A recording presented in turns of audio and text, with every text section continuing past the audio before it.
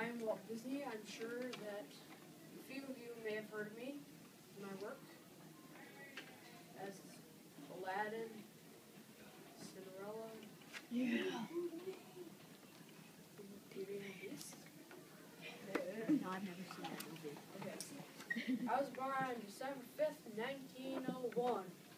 It's barely any TV, cars were new. A lot easier now these days.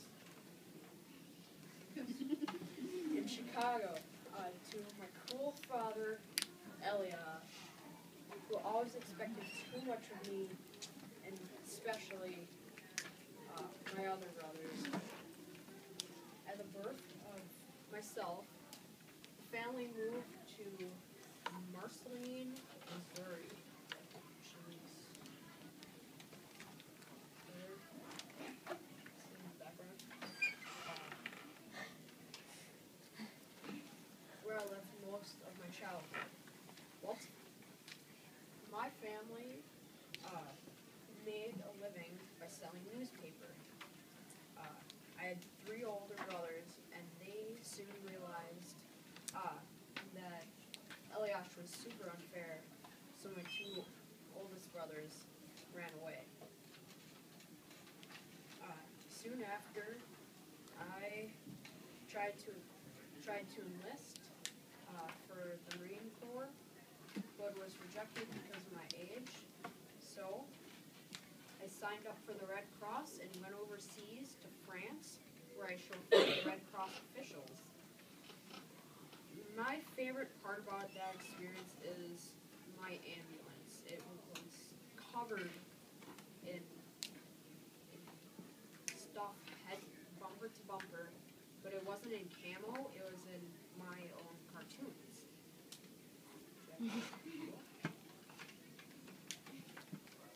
I always had a strong love for art, but then it really took off. Once I returned, I began to pursue a career in commercial art. I created a company called Laugh-O-Grams, which fell bankrupt. With a suitcase and $20 in my pocket, I headed to Hollywood. After a great success with my Alice comedies, which featured a young girl, about 11, named Alice in her Wonderland, which is now a huge hit with the young people.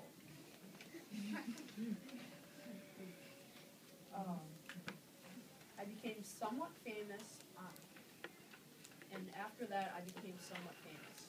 On July 13th, 1925, I married Lillian Bounds, my favorite employee and one of my first employees. Soon I would be blessed to have 2 beautiful daughters, Diane and Sharon. In 1932, Flowers and Trees won my first Academy Award, which was only one of very many. And on 10/21/1937, Snow White, the first full-length animated musical feature, premiered in Los Angeles.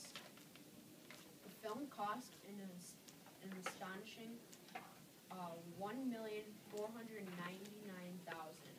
and now is in the pit of the Depression.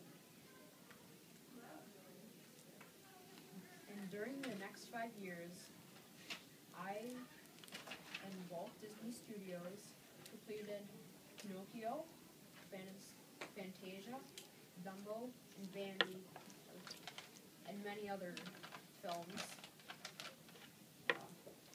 This was all great, and I tried not to spoil my daughters, but I did have to take them to a couple of amusement parks. But while I was there, I always had the same problem. The kids never really had a ton of fun, and the parents didn't have any. So, I dreamed of a park where everyone had fun. It was clean, it was nice, it was safe, and it was just the greatest experience in the world. My dream came true in 1955. when I opened the first ever Disneyland park and also opened a television production business in 1954. The Disneyland is in Anaheim, California, and has become a major empire and all over the world, in Japan, France. I think we're working on something in Russia. And of course, almost all of you know of Disney World in Orlando, Florida, which has many delightful attractions. And so I am a folk hero, a legend. I am the name that all the kids know, and I brought us close to the future, and it is certain there will never be a man as great or as curious as Walt Disney.